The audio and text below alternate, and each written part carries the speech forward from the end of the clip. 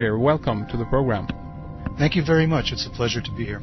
It's great. There are so many things I'd like to talk to you about here today, but I thought we could kind of begin on this note for people who might not, be aware of your books and so forth. The series Sinister Forces have a subtitle called A Grimoire of American Political Witchcraft, which, of course, is a raise your eyebrows, to say the least. But first off, for people that might not know about this, what is a grimoire, and what is the connection to American politics there? Well, a grimoire is a medieval name given to a magician's workbook or book of spells, spirits or demons. It will also have a list of those personalities, angelic or demonic. So a grimoire covers, really, it's an instruction manual for contacting the other world. Ah, all right. So the connection to American politics is, for me, there is an underlying force, I believe, in history, which I'm calling the Sinister Forces. And these conspire sometimes to create events that would appear on the outset to be the result of conspiracies or some other kind of human interference, but which may actually reflect deeper underlying causes. So my book is intended to be both a guide to these forces and also to describe how these forces have been tapped by others in the past, especially in reference to American history and some of the things we're experiencing in the world today. Very interesting. This is a huge book series, of course. Do you kind of view this as your, I guess, life's work? You must have been working on this for a very long time, right? Yes, I began working on this back during the Watergate era, so that was back in 1975, roughly, when I became aware that some of the individuals who were making news during the Watergate investigation of President Nixon had also been involved in the Bay of Pigs invasion during the Kennedy administration and were suspected of being involved in the Kennedy assassination.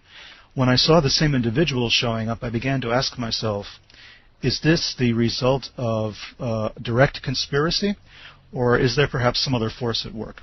And this is what set me on this path of trying to understand both conspiracy and coincidence, and trying to find out, is there a connection between the two, or are these two parallel tracks?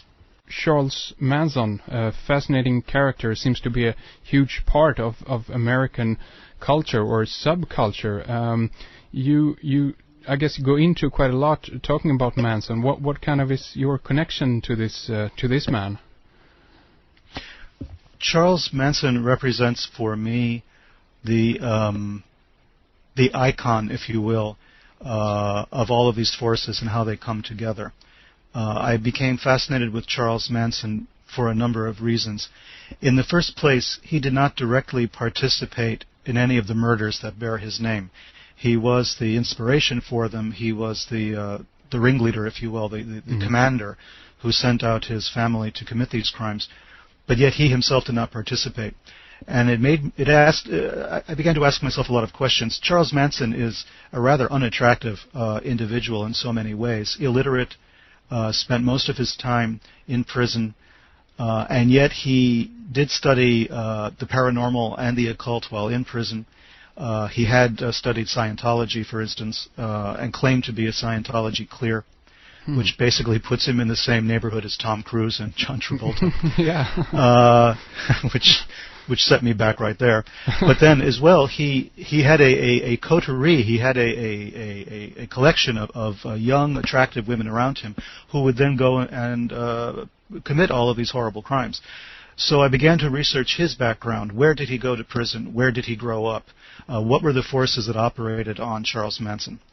And I found, to my surprise, that there were definite connections between what happened to Manson and how Manson was essentially created, and the goals of a long-term CIA mind control operation, which we know today as MK Ultra, but which also had other manifestations since about 1950 until the 1970s.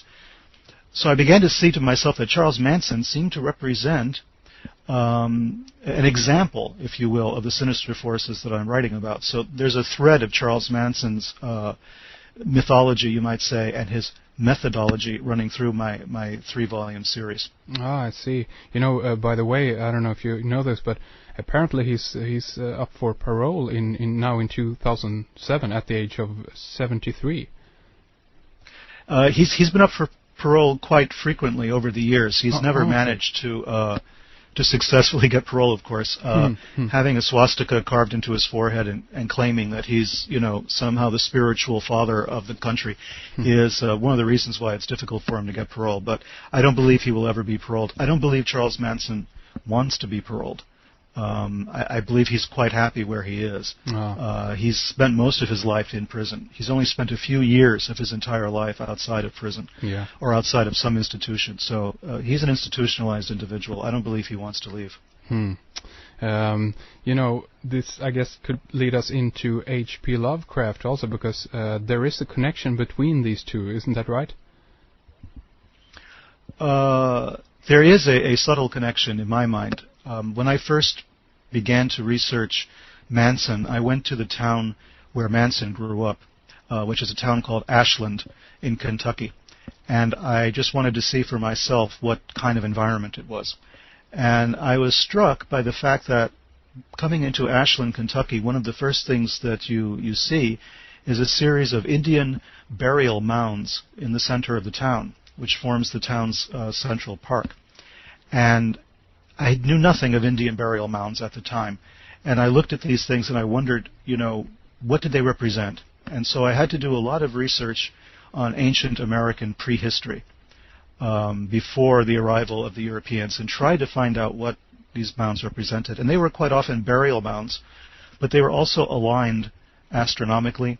They were ritual mounds at times used for, much in the same way Stonehenge was thought to have been used, and built at around the same time or even earlier. So Lovecraft used to write a great deal about primitive societies living in America before the Europeans came. And even then he wrote about maybe Druidic ceremonies taking place, ancient European pagans visiting the shores of the New World and conducting all sorts of hideous sacrifices, according to Lovecraft. And I began to see there was a kind of connection. I mean, here's Charles Manson growing up in a town whose most predominant feature are these burial mounds. And I began to research those civilizations and to discover that Lovecraft actually, although perhaps not knowing it, was writing about something genuine. There were various strange rituals being performed in America back before the time of Columbus, and there were European visitors to America before the time of Columbus, and there were pagan sites that had been set up. So I felt there was a connection there, that maybe America is itself a kind of haunted house. That Manson is a kind of medium, for those forces. Wasn't it Manson that claimed that he was a reincarnation of H.P. Lovecraft? Or am I mistaken there? Well, I don't know. That's a very good question. I believe that Manson was born after Lovecraft's death, I believe. So it is, conceivable. Okay. He does seem to represent the forces that Lovecraft wrote about, for sure. Yeah, sure. I mean, Lovecraft talked, as you say, about the great old ones, and the. I mean, do you think that there could be kind of a evil spirit, that is or has been haunting America in that sense? Well, I think so. In a sense, I think so. I think America, in the last part of my trilogy, I talk about America as a kind of haunted house. I believe that we meaning the Europeans, came to North and South America with very little regard for the civilizations that existed here before. I mean, most American school children are not taught anything about American prehistory. It's considered either controversial or the field of cranks or crackpot anthropologists or something. But there was a very definite series of civilizations here. And they were as ancient as those of Egypt or Mesopotamia, or Stonehenge as an example. The fact that they didn't use stone for building materials means that most of their monuments have been overlooked or accidentally destroyed or deliberately destroyed. So people did not know that we actually are walking on land that tremendous ancient civilizations had occupied. And we don't know what happened here. And for some reason, we tend to build our prisons and our military installations on those sites that were the most prominent sites of the ancient civilizations. Every time you find a series of Indian burial mounds of any size, for some reason there's a penitentiary, a prison across the street or on top of it, or a military base, or in some cases a nuclear waste facility. And I always think to myself that these represent the most tense human habitations, military bases and prisons. And for some reason, we choose those. We choose to build them on the site of Indian burial mounds. So there is an unconscious realization of this in our filmmakers. For instance, in The Shining, the famous Stephen King novel, the Overlook Hotel is supposedly built on the site of an Indian burial mound. Yeah. In the movie Poltergeist, they're building housing tracts on the sites of Indian burial mounds. In the movie Identity that came out a couple of years ago, there are references to Indian burial mounds at the site of that famous motel where all of these murders are taking place. So it seems as though in Hollywood we seem to have this unconscious understanding that there's a connection between these burial mounds and some very strange supernatural phenomenon. And Lovecraft wrote about this in the 1920s by saying that the artists would be the first ones to know what was going on and how these forces were coming into play in our life, in our consciousness. This is very interesting. I mean, we could go a number of avenues here, but one thing that comes to mind, of course, is regarding, I guess what would you think about this being that an artist in that sense can actually more easily, I guess, tap into this, I guess, collective unconscious or whatever you want to call it, or are we talking about individuals who actually, know what they're doing in this sense? Well, I believe that there was a conscious attempt to tap into these forces by our own government back beginning in 1950. And the thesis of my work is that when the U.S. government, both the Central Intelligence Agency but also the American military intelligence agencies, tried to unlock the secrets of the human mind in order to create the perfect assassin, or in order to defend our own people against Manchurian candidates, let's say. What they did was they tapped into those very forces that shamans, mystics, and magicians for thousands of years have tried to tap into as well. So our government in the United States was deliberately attempting to unlock the secrets of the mind, manipulate memory, and replace human will with the will of the state to make selective humans, instruments or robots, if you will, tools of a state agenda. And I think in doing that, they were looking in the same parts of the mind that magicians did and mystics and shamans, people who undergo initiation.